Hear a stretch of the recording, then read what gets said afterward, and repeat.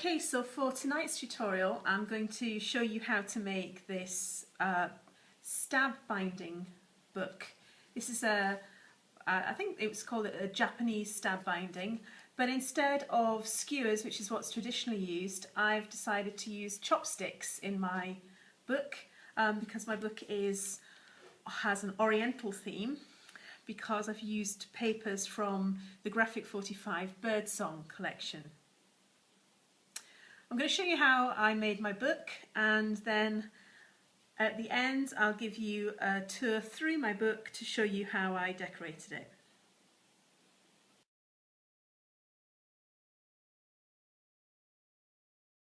Okay, so we're going to learn how to make the pages to go inside the book, and it depends how many chopsticks you're going to use. I am going to use 5 chopsticks in my book, so I'm going to need 6 pages altogether. I'll explain when we put the book together why you need 6, but trust me, you do. And the pages are made from cardstock. You could make them with paper, but cardstock gives a much more rigid end result. And these pages measure 12 inches or 30 centimetres approximately by 22 centimetres. Okay, so the first step we're going to do is we're going to score each page in half at 15 centimetres or 6 inches, depending on whether you've cut with using inches or centimetres. So 15 centimetres, I'm going to score that. I use my trimmer to score because I can use the measurements. And then we're going to fold that in half on that score line. And then for the next step, you need to make yourself a template. Now I use some chipboard for this, and what I did is on a piece of plain chipboard, I marked off every centimetre, and you can see on here where it lines up with the centimetres. Basically each notch is a centimetre wide, and then there's a centimetre between each one, and I've cut it down to a V on the ½ centimetre. And there are 11 of these altogether with the ends marked off. So when you're marking off, you need to start by marking ½ centimetre, then a centimetre all the way along until you get to the end. Okay, then you need to cut this out, and it just makes marking this much quicker if you've got a template.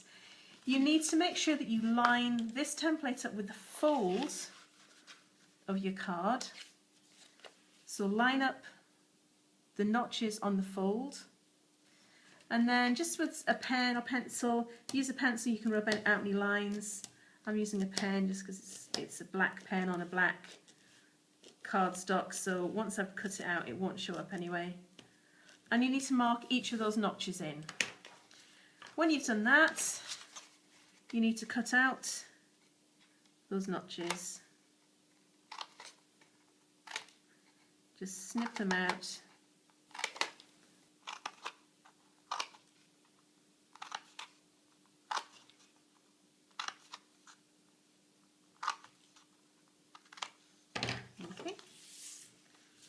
And there's our page ready to go. I open it out, you can see that it looks like that.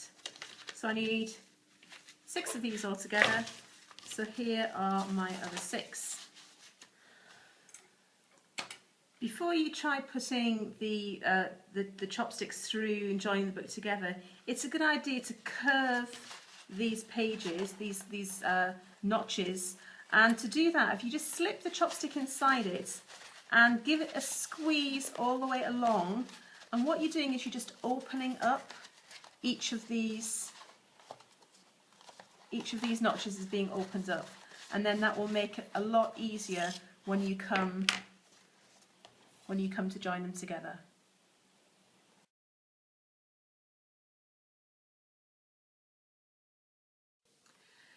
Okay, so one of the important parts of this tutorial is to show you how you can use chopsticks to bind your book together, and these are just ordinary plastic chopsticks that you get from the supermarket. I actually think I got these on the internet, can't remember.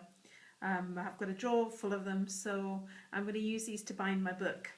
And what you're going to do, make sure that your loops are nicely rounded, is you're going to lay 2 together like this, and then what's going to happen is your chopstick is going to go through the first one on the top sheet, then through the second one on the bottom sheet, then through the third one on the top sheet, and alternate all the way down until you have threaded your chopstick through all of the loops.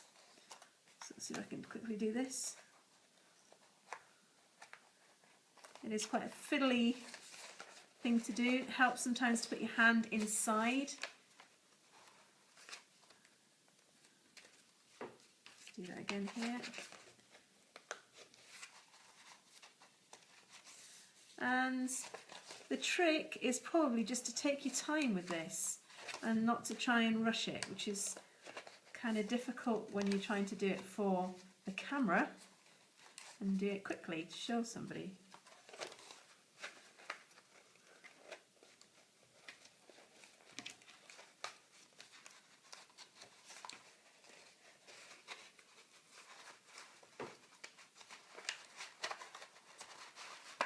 Okay, so there's my first chopstick in, and what you'll notice is that that leaves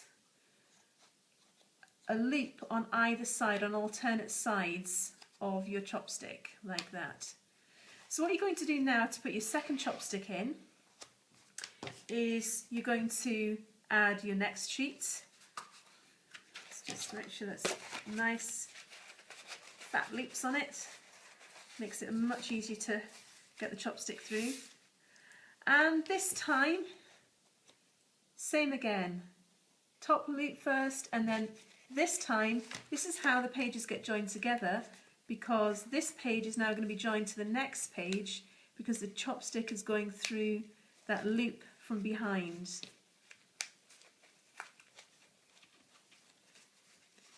And just like before, you're going to do that all the way down the book.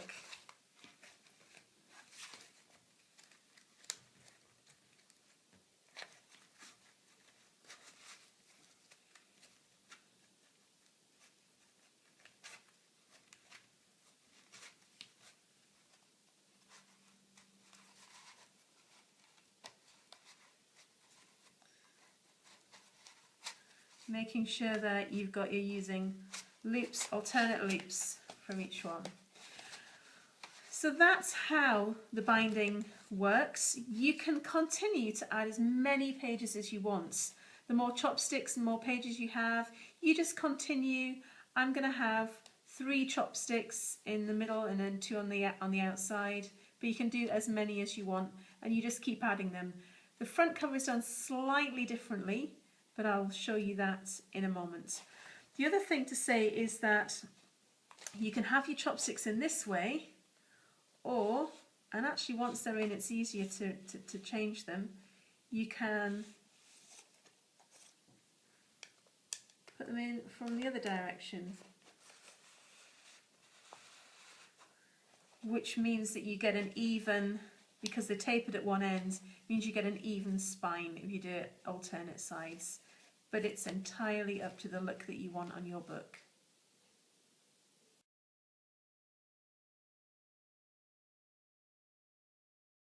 Okay, so for the last pages, either the front or the back, we need to get rid of some of the notches. So for example, on this one, on this side, we need to get rid of the notch here that is taken up by this one. So it's every other notch, and all I'm going to do, just with my scissors, is just snip that notch off.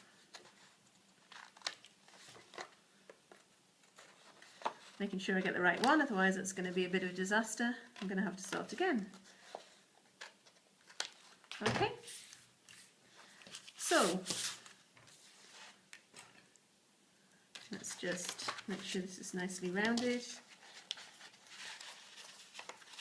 And then this time, when I lay it together, you can see that that fits together perfectly, and it's not going to leave me any flaps sticking up. And this one goes in an awful lot easier because of that. Okay. And then on the other side of the book, this time it's the end one that I'm starting with and then cutting every second one. Okay. So this time I'm going to cut here, here, here.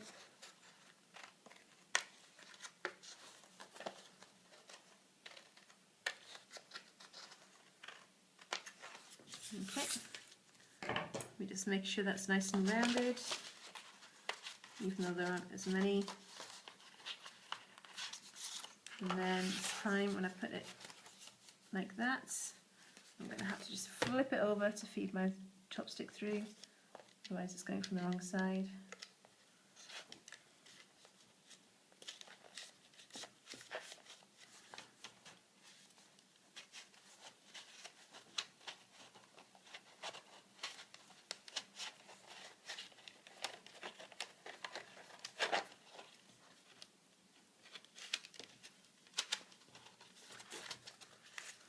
And there we have our chopstick bound book.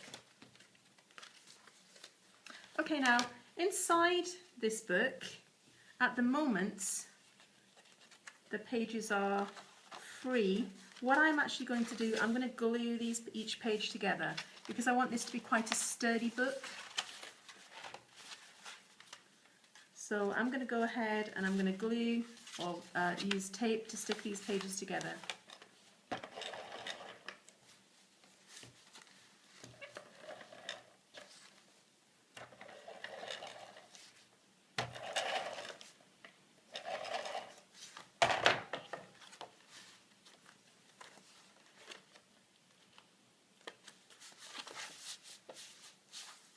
That's going to especially make that a really sturdy cover.